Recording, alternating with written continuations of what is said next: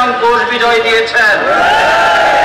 30 বছর জাহাঙ্গীরনগর বিশ্ববিদ্যালয়ে ইসলামী ছাত্র শিবির নিষিদ্ধ ছিল।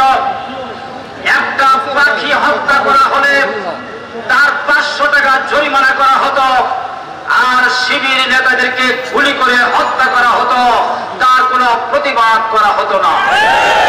সেই ময়দানে আল্লাহ রাব্বুল আলামিন বিজয় দান করেছেন। রাজশাহী বিশ্ববিদ্যালয়ে মহান আল্লাহর মেহেরবানিতে আমরা বিজয় অর্জন করব ইনশাআল্লাহ। এই বিজয়ের মাধ্যমে প্রমাণিত হচ্ছে আগামী দিনের বাংলাদেশ ইসলামী আন্দোলনের বাংলাদেশ। আগামী দিনের পার্লামেন্ট কোরআনের পার্লামেন্ট।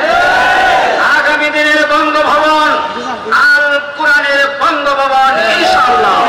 আজকে অনেক ষড়যন্ত্রের কথাই আমাদেরকে বলতে হচ্ছে, কারণ এক শ্রেণীর দর্শজীবী যারা মিথ্যার প্রচারণা চালিয়ে জনগণকে বিভ্রান্ত করেন, তারা বলছেন এবং নেতৃবৃন্দ এখন বলা শুরু করেছেন ঢাকা বিশ্ববিদ্যালয়কে ছাত্র শিবির পরিচয় দিয়ে বিজয় হয় নাই। আপনাদের কথা মেনে নিলাম, আপনারা যারা হেরেছেন তারা তো দলীয় পরিচয় নিয়ে নির্বাচন করে হেরেছেন। আপনারা আগামী দিনে দলীয় পরিচয় নিয়ে নির্বাচন করে হারার প্রস্তুতি গ্রহণ করুন। এইভাবে কথার ভুল ছড়িয়ে বাংলাদেশের মানুষকে বিভ্রান্ত করা যাবে না। আজকে আমরা দলীয় এজেন্ডা নিয়ে মাঠে নামি নাই।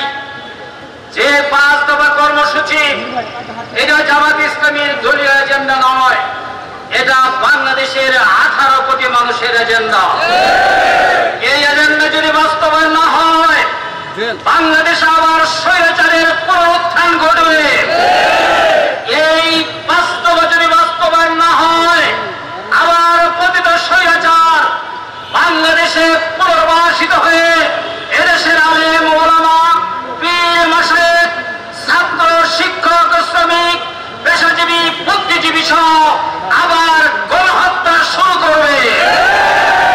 পরিবেশ যেন ফিরে না আসে, এই জন্যই আমাদের 5 দফা।